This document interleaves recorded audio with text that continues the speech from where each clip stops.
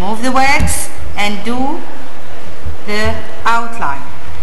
I'm going to remove the wax from the cervical region, then I'm going to move with the wax knife convex.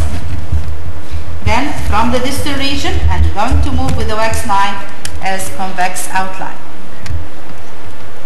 Here like this.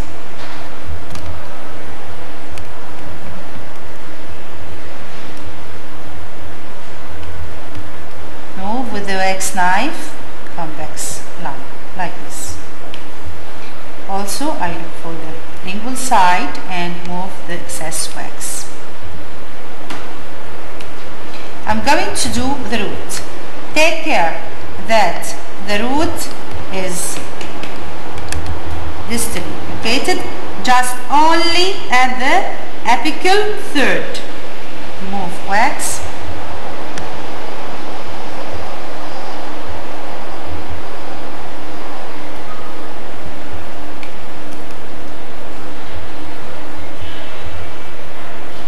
Straight, reach the apical third and make roundation.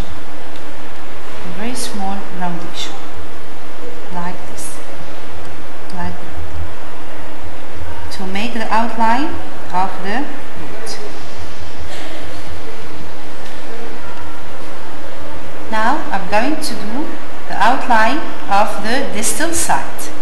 With the wax knife, I'm going to remove wax till I reach the tooth from the cervical region. Then move with the wax knife to make the convex outline, like this.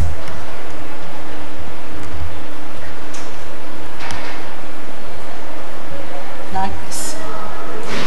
Then remove the wax of the root.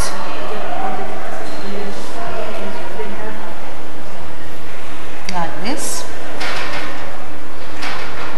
Go straight with the root, then at the end remove some wax around your drawing, like this, just at the apical third, here.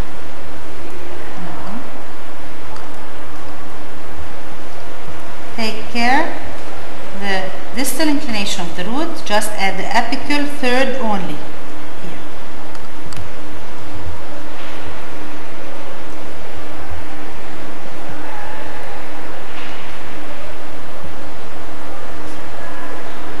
And I said before, it is easier to make the root straight and then to make it on the flame. Just the apical third on the flame. Here I draw the tooth, convex outline, and the root inclined distally. Just pass the midline and make the apex. I'm going to remove the excess wax. I left the 1 millimeter around the tooth, all around the tooth.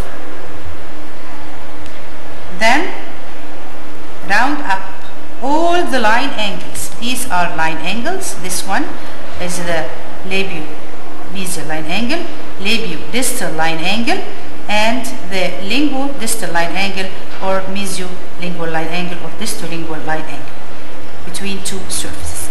Now I'm going to round up all the line angles from the labial aspects, like this.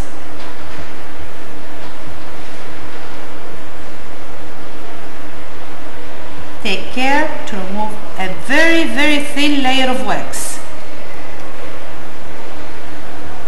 Move all the lines you have done.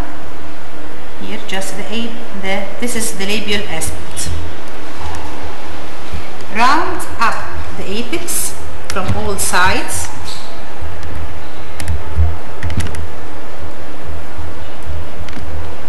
This is the apex still in the labial aspect.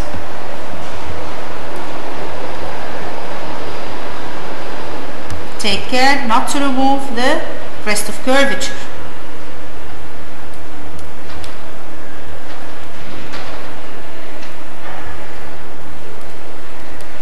Now, from the lingual, we know that the lingual aspect is the tooth converged lingually, or the tooth tapered lingually.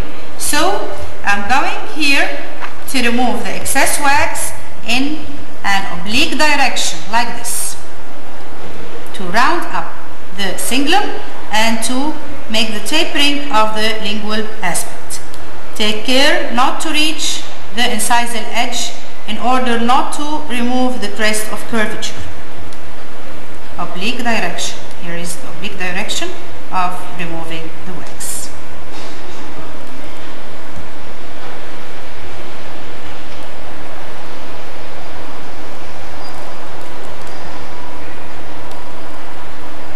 Now I'm making roundation for the apical third or the apex. Round up the whole tooth, but take care not to remove the crest of curvature you have done. With the synthetic fibers piece now like this, and make polishing for the tooth. You may pass the tooth quickly on the flame to make it shiny, and like this. Support the root with your finger from all sides. After polishing the tooth, you may draw the cervical line.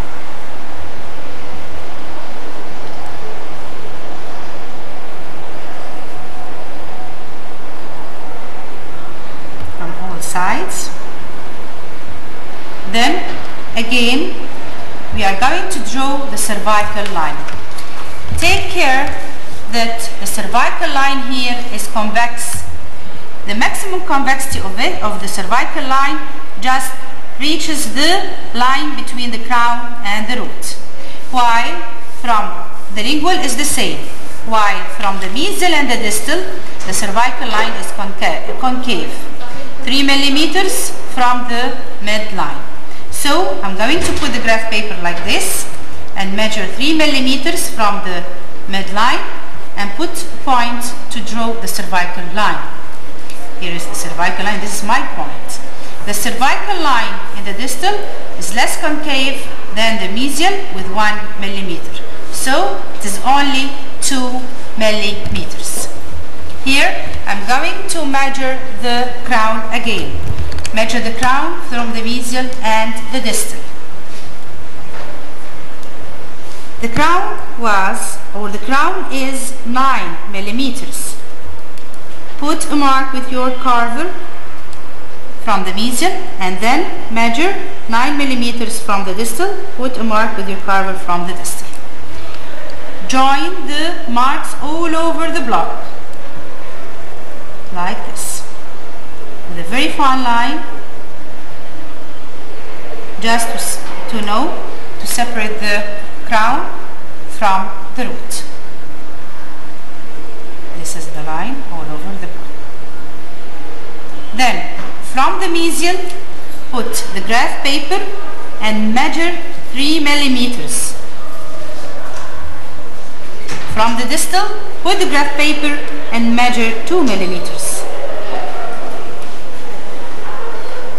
Now draw the cervical line from the labial at first, then join it with the points at the mesial, at the distal and at the mesial, like this, with the carver reaching its maximum convexity at the line separating the crown from the root. Then join it with the points at the distal, convex at the mesial, and join it with the points at the mesial like this. Then remove the line you drew before, the line separating the crown from the root, like this. Move it all over the block. Take care that the cervical line is a line separating the crown from the root, like this, and use the synthetic fiber cloth like this. Make polishing, polish the tooth very well and let the incisal edge sharp of polishing. The incisal edge is like this. All over the tooth, pass with your in the polishing. This step we call it the polishing step. Then draw the fossa, which is U-shaped.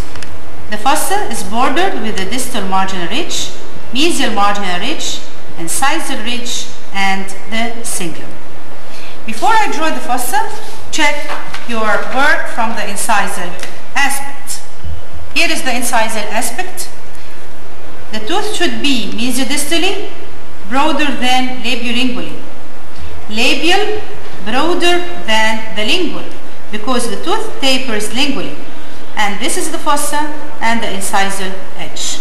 Look here, mesiodistal broader than labiolingual. Labial broader than lingual, because there is tapering in the lingual. With the other end of the carver,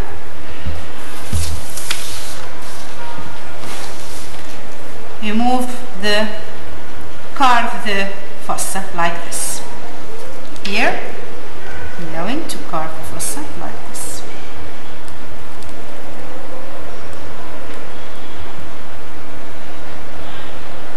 Take care to leave or to keep the marginal ridges as it is, the incisal as it is, and the cingulum in its natural position.